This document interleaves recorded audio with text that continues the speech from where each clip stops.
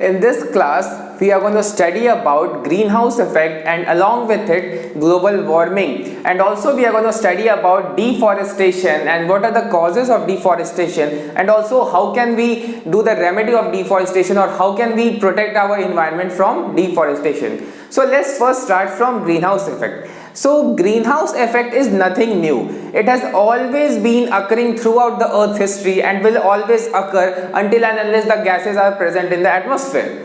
So greenhouse effect is nothing new. There are certain things which are occurring because of greenhouse effect, and for us greenhouse effect is very beneficial. So we are very much benefited by the greenhouse effect, but the problem that we are facing today is excess greenhouse effect. So the greenhouse effect is nothing wrong. It is very much essential for our survival on earth because of the temperature differences that it causes. But the present problem with the greenhouse effect is the global warming. So we first have to understand what is greenhouse effect. So first of all, let's look at the effect and the major part that greenhouse effect is playing. So if we remove the greenhouse effect, then the average temperature of the earth would be minus 18 degrees Celsius, and you know that how cold it could be. So the present temperature is 15 degrees Celsius. So we understand how necessary this is. यानी कि अगर हमारे अर्थ पे green house effect ना हो तो हमारे अर्थ का एवरेज टेम्परेचर होगा माइनस 18 डिग्री सेल्सियस. तो ये बहुत ही ज्यादा कोल्ड है. Plants can not survive, most of the plants can not survive, और 15 डिग्री सेल्सियस हमारी एवरेज टेम्परेचर है अर्थ की. सो ये जो इफेक्ट हो रहा है, it is only because of the green house effect. So now you can understand how important, how essential this greenhouse effect is for our survival. We cannot survive on earth without greenhouse effect. So it is that much important. But what is the problem that we are facing today? And that is that we have to suffer global warming because of this excess greenhouse effect. So first let's have a look at what greenhouse effect is. So the greenhouse effect is the gradual warming or heating of the earth's surface due to the certain gases present in the atmosphere, and along with the earth's surface the lowermost part of the atmosphere, which we know as troposphere, and troposphere extends up to 10 to 11 kilometers above the earth's surface. So up till that height, that is the troposphere and earth's surface, they both are getting heated up, and this effect is called as greenhouse effect. And who are responsible for this greenhouse effect? So water vapor is not a pollutant. So water vapor does play a role in greenhouse effect, but we are not considering that over here. We'll be looking at the percentage that these other gases play a role. So the most important and the major gas that is playing a role in the case of greenhouse effect is carbon dioxide. So 60% of the greenhouse effect that is being caused because of these gases is occurring because of CO2. So the role of CO2 is around 60%. If we see the role of methane, then the role of methane is around 20%. If we see the role of CFCs, it's around 14%. And N2O is 66%. So these are the four main major pollutants in terms of greenhouse effect. So these gases are nowadays causing excess greenhouse effect, and because of the excess greenhouse effect, the earth's average temperature is rising. So first let's look at how this effect takes place.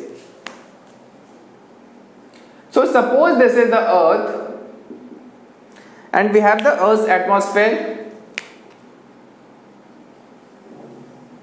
We have the earth's atmosphere. When sun rays arrive at the earth's surface, a lot of rays are reflected by the clouds and the atmosphere. Around 25% is reflected. Now the remaining enters and heats up the earth's surface. Now the earth's surface releases these radiations, but the problem is that their wavelength increases. So here the wavelength is less, and the radiations which earth will emit, यहाँ पे radiation जो होंगे वो radiations की wavelength ज्यादा होगी. तो छोटे वेवलेंथ वाले रेडिएशन जो होते हैं वो पेनिट्रेट कर जाते हैं एटमॉस्फेयर को, बट दीज स्मॉल लेंथ और small wavelength radiations could not penetrate the earth atmosphere. and therefore these radiations are reflected back by these gases and the water vapor. So once these radiations are reflected again by the gases, the earth's temperature rises again. So the heat gets trapped. So the heat, when it gets trapped in a place, it raises the temperature. It is very much obvious, you know from physics, that for heating, increasing the temperature of any substance, heat should be there. So the heat which is coming from the sun, that is heating up the earth, and that effect is called as greenhouse effect, and excess of greenhouse effect is causing global warming.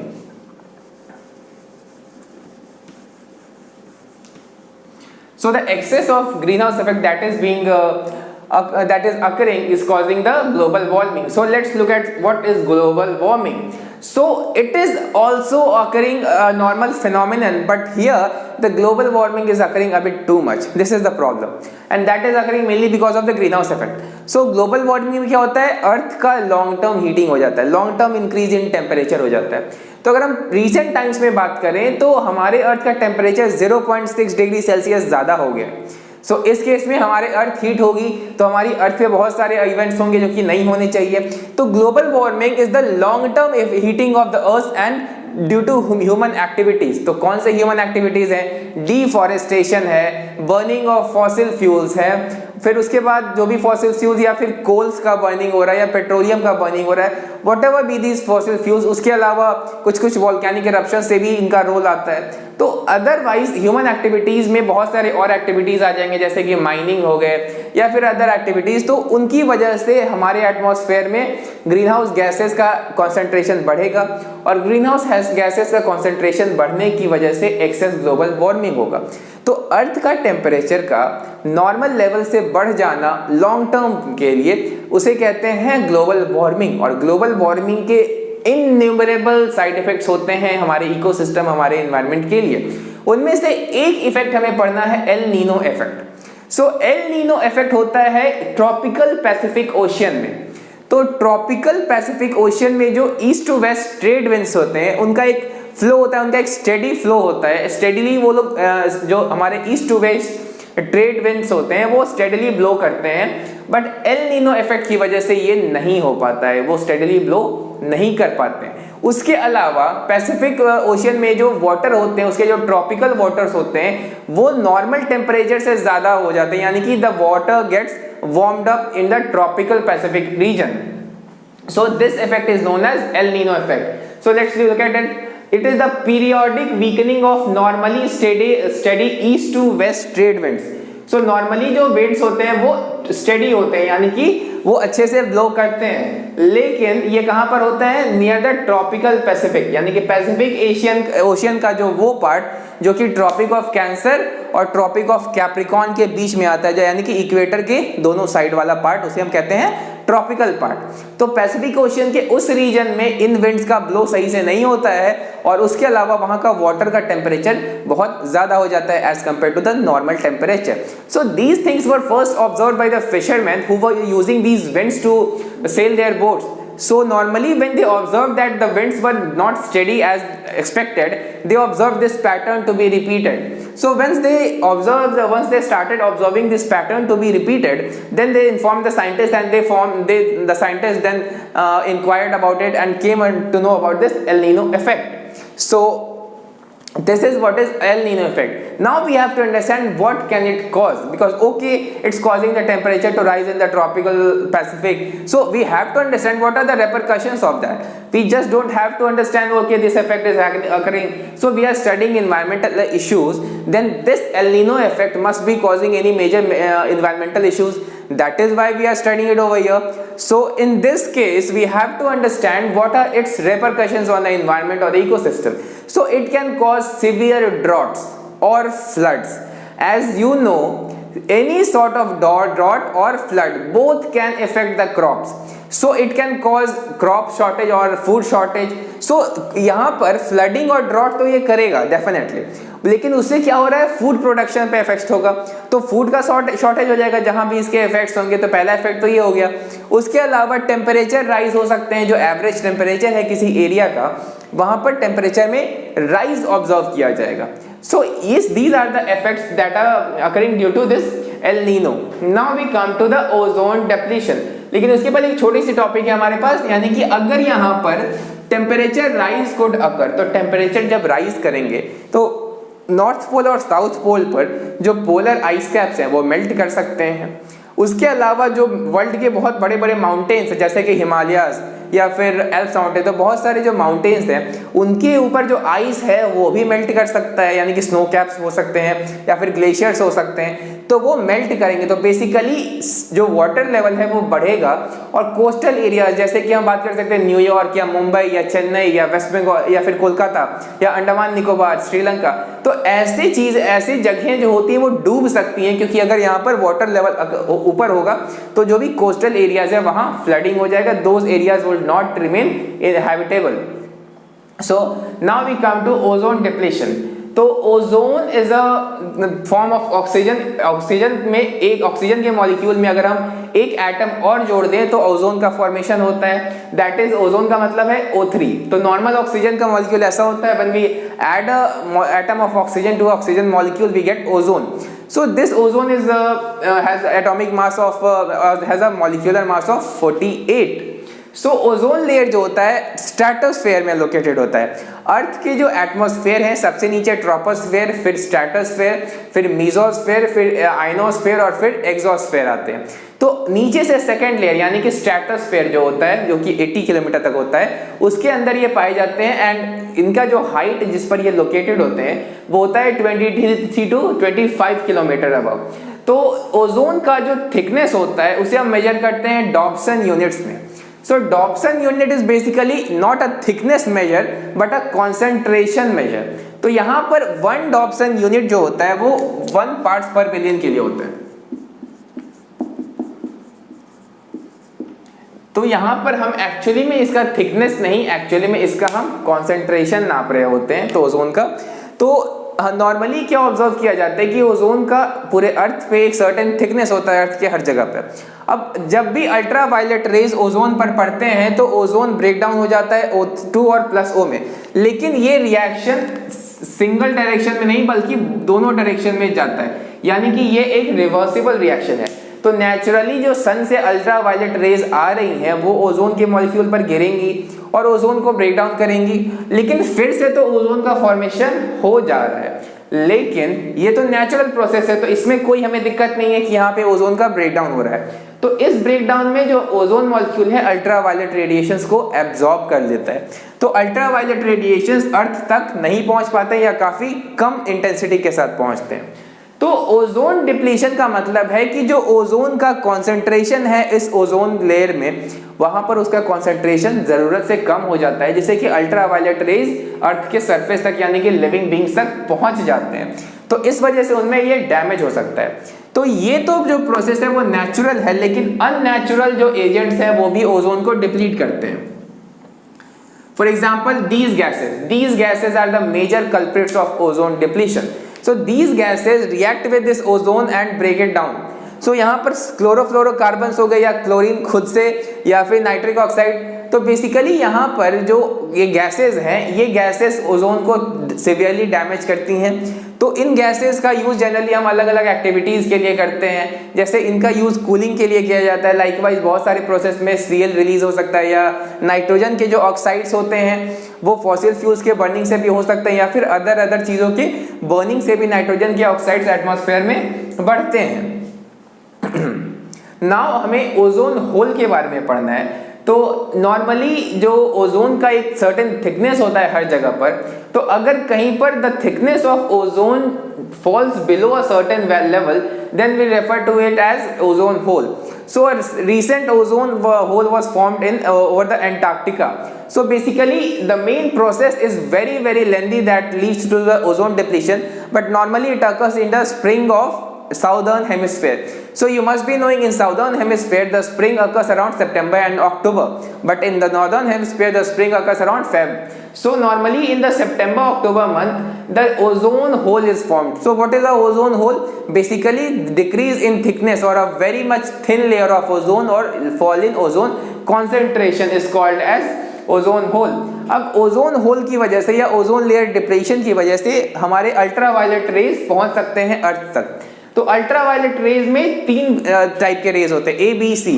तो सबसे ज्यादा harmful होते हैं ultraviolet raise a, लेकिन ultraviolet ए जो होते हैं उन्हें हमारा जो एटमॉस्फेयर है वो एब्जॉर्ब कर लेता है।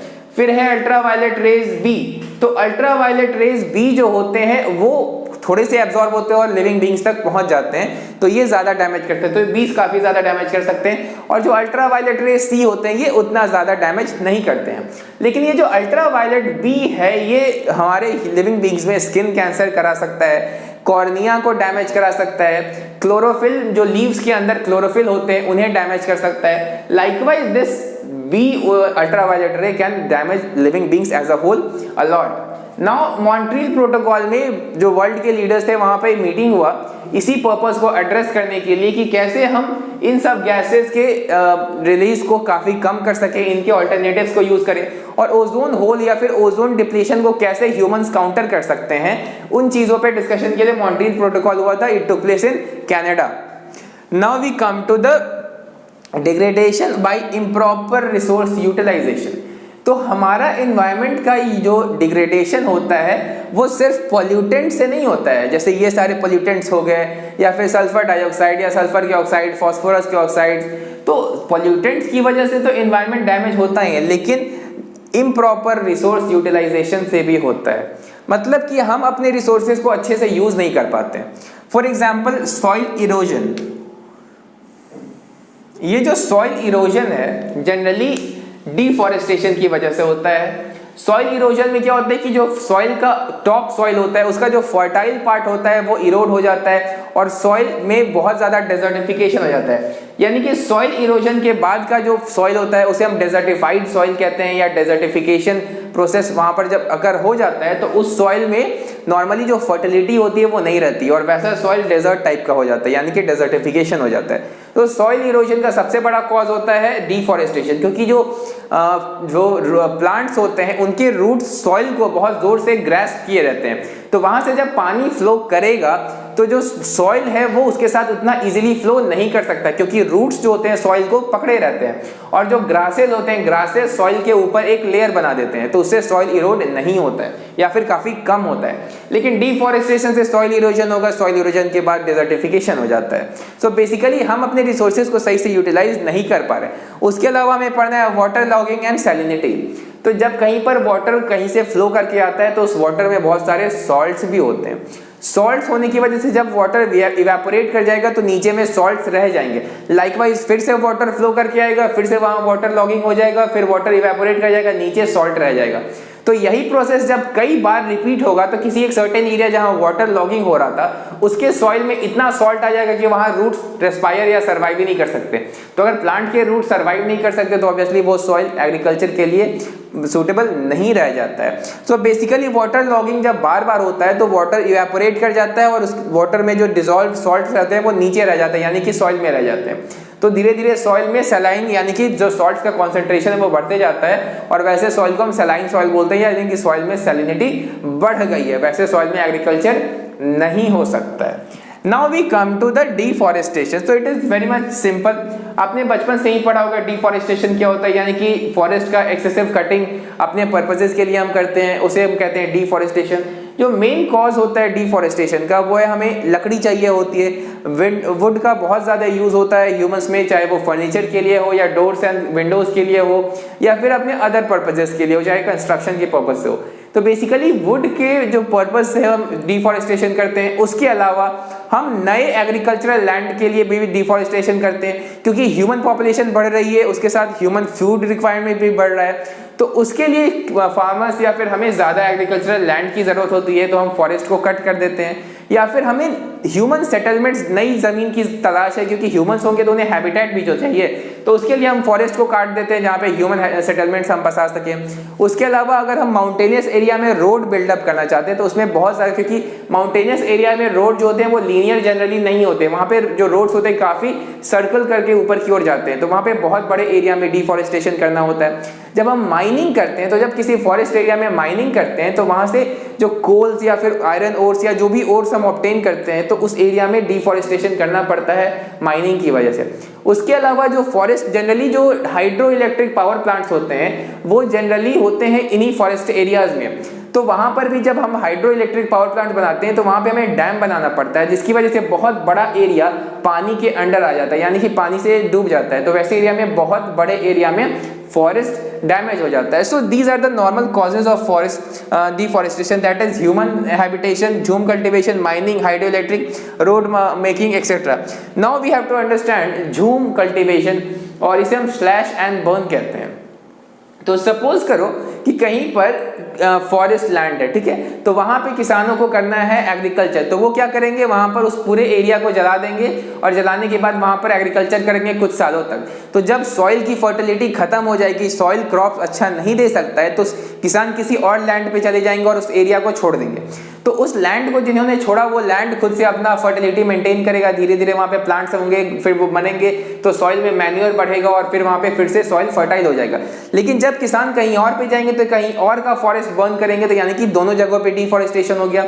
और पहले के टाइम में जो पहला एरिया जहां पे बर्निंग किया गया, उसे टाइम दिया जाता था रिवाइव करने के लिए, लेकिन अब उस एरिया को टाइम नहीं दिया जाता है रिवाइव करने के लिए, क्योंकि अभी बार बार ह्यूमंस को फीड करने के लिए ज्यादा एग्रीकल्चर की जरूरत है। तो बार बार स्लैश एंड बर्न करना पड़ता है और बहुत ग्रेटर फ्रीक्वेंसी के साथ करना पड़ता है। So that does not give the soil to get replenished in terms of nutrients and also certain organic contents. So that soil is basically not as fertile। तो स्लैश एंड बर्न से हम soil की fertility को भी damage कर रहे हैं, उसके अलावा डिफॉरेस्टेशन भी कर रहे हैं। और स्लैश एंड बर्न नॉर्मली हमारे इंडिया में नॉर्थ ईस्ट में होता है, यानी कि जो नॉर्थ ईस्ट में जैसे स्टेट्स हैं हमारे, आसाम एंड अदर 7 स्टेट्स, तो इन स्टेट्स में नॉर्मली ये किया जाता है।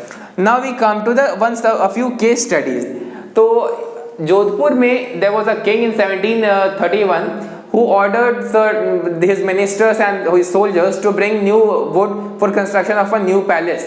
तो वहां पे वो लोग गए और वहाँ उस एरिया में एक बिश्नोई कम्युनिटी रहती है जो कि बहुत ही नेचर लवर कहते हैं उन्हें नेचर कंजर्वेटर्स भी कह सकते हैं, बिकॉज वो नेचर से बहुत ज़्यादा जुड़े रहते हैं। these people are very close to nature। these people consider their animals to be their family and these people can literally give up their life for saving a tree or any animal, so much they are connected with nature and wildlife।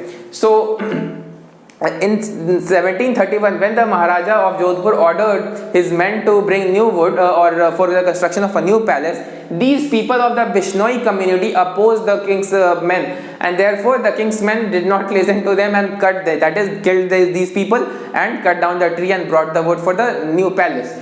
So Amrita Devi Bishnoi is a perfect example of how much these people care for the environment, and therefore the government of India named this award, that is Amrita Devi Bishnoi Wildlife Protection Award, to those people who literally do a lot for the protection of wildlife, for the protection of nature।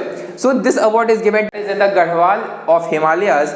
So there what happened that contractors were cutting down the forest, but those people who were living in that area started hugging trees and did not allow the contractors to cut the trees। So Chipko movement is a recent example around in 1970s which it occurred। So it occurred in Garhwal Himalayas। तो वहाँ पे contractors को allow नहीं किया गया पेड़ों को काटने के लिए। Now we come to JFM, that is Joint Forest Management। तो 1980s के डेकेड में जॉइंट फॉरेस्ट मैनेजमेंट किया गया था। यहाँ पर बेसिकली जो मेन पर्पस था वो ये था कि जो वहाँ के लोकल लोग होते हैं वो फॉरेस्ट पे बहुत सारी चीज़ों के लिए डिपेंडेंट होते हैं, वुड के लिए, फायरवुड के लिए, अपने फूड के लिए, बहुत सारी चीज़ों के लिए। तो लोकल लोगों के साथ मिलकर गवर्नमेंट ने ये प्लान बनाया कि हम एक ऐसे तरीके से रिसोर्सेज को मैनेज करें जिससे कि फॉरेस्ट को डैमेज भी ना हो और लोगों की ज़रूरतें भी पूरी हो जाए।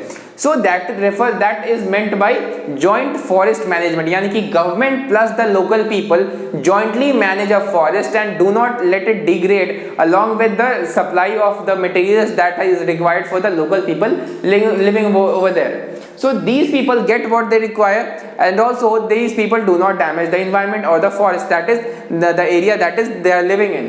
So this is the joint forest management। So the joint forest management took place around 1980s and it is very successful in many areas of India also। So now this completes a very quick revision and very quick summary of this chapter।